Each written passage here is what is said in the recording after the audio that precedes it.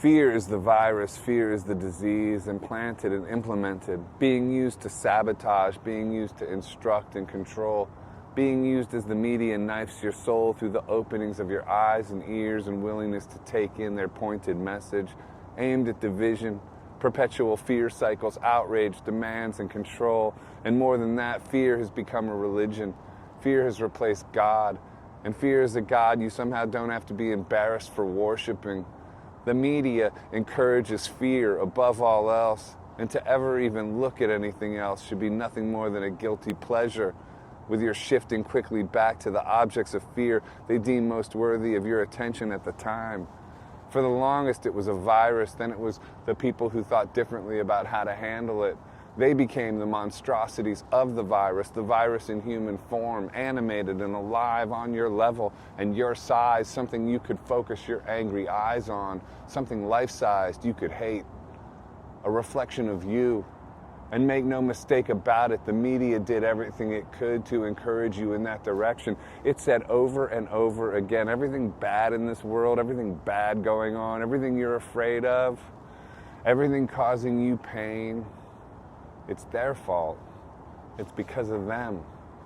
And not only is it because of them, it's because they are inherently evil and they want you to suffer. They are doing this on purpose and because they are evil. But in spite of the onslaught from the media, its focus on the whys and what fors of the fear it's constantly preaching like a Southern preacher on Sunday morning talking about Jesus, praise Jesus. In spite of that, too much information that deflated that narrative got out and started making too many minds question what they were being told.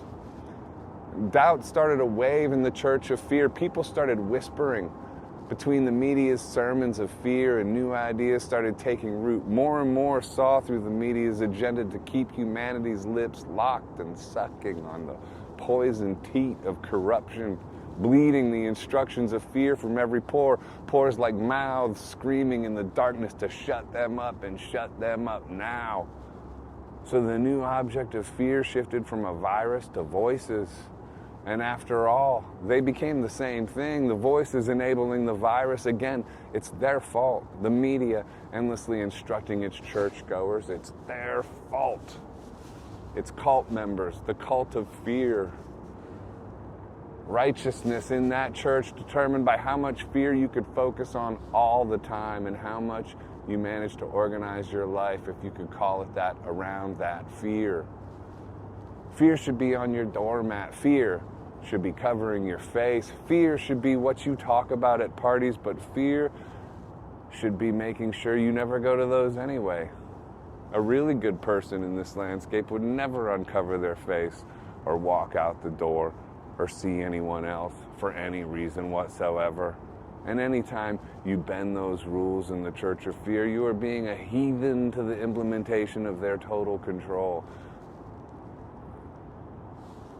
But just turn on the instruction box again and guide all those guilty feelings to those who resist the cult in full, to the bad ones, to the evil ones who question the instructions of fear, who don't believe in its worship, who don't believe in its right to control every aspect of our lives endlessly, even though they blame the endlessness of it on those who won't simply bend the knee to it. Another reason to divide, another reason to hate, another thing to fear. The fear moves to voices. If we can just stop them from delivering any other message other than the message of fear, if we can call any other information that isn't rooted in the church of fear misinformation, so that only one idea can permeate, only one idea is allowed to flourish, the idea of fear. Fear is the only message righteous enough to get through. Anything but fear is hate speech, actually, or conspiracy. The idea that you could heal yourself through love and diet and exercise, those are all wild, insane conspiracy theories that go against the church of fear. The only solution is the solution we offer, the solution born of fear and leading forever into more fear.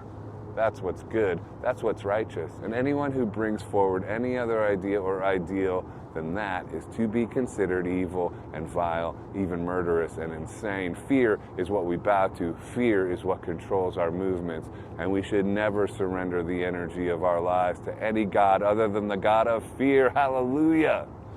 Never mind that fear is love's opposite. Because love has become the enemy in the upside down. Love and forgiveness have no place here. Fear and division is the message we cling to in the abandonment of our souls, thanks to a flashing box of light instructing us from our God down under. Fear, fear, fear, and fear.